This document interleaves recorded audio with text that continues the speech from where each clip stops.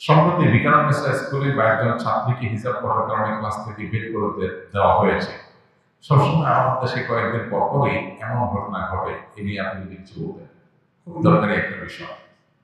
সকল দল মতের মুসলমান, আপনি কি সিরাতুন নবীর লোক না মিলাদুন নবীর লোক, আপনি কি জামাতের লোক না তবলিগের লোক, এসব পার্থক্য না করে সকল মুসলিমদের এই ইস্যুটার মীমাংসা করাটা অতি জরুরি হয়ে গেছে।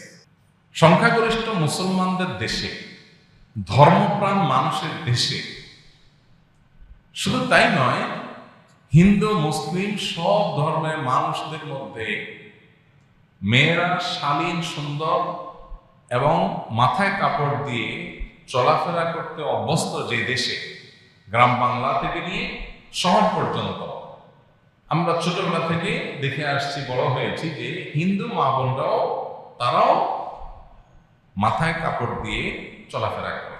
কি বলেন, গ্রামে গঞ্জে তারা কি পশ্চিমা স্টাইলে কাপড় চোপড় করতে অভ্যস্ত হিন্দুরা? না।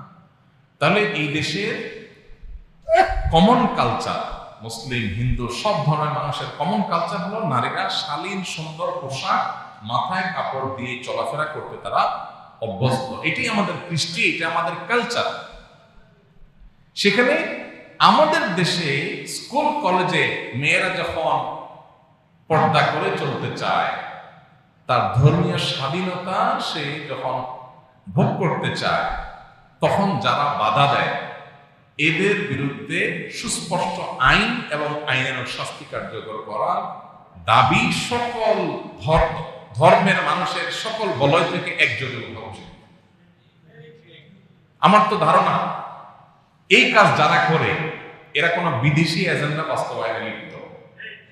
এরা চায় এই দেশটাতে অস্থিতিশীলতা তৈরি হোক, এই সমস্ত ইস্যুকে ঘিরে মুসলমানরা কোনো রিয়্যাক্ট করুক, তখন তারা বিদেশিদের কাছে বিভিন্ন জিনিস, বিভিন্ন ন্যারেটিভ তারা দাঁড় করাতে পারবে। এই জন্য আমি উদাত্ত আহ্বান জানাতে চাই সকল মত পথের আমার মুসলিম ভাইদেরকে, যারা আমরা এক কেবলায় বিশ্বাসী, আমাদের রাসূল এক, আল্লাহ এক, কোরআন এক, অন্য বিষয়ে মত পার্থক্য থাকলেও আল্লাহর ওয়াস্তে আমাদের মেয়েদেরকে সেভ করার জন্য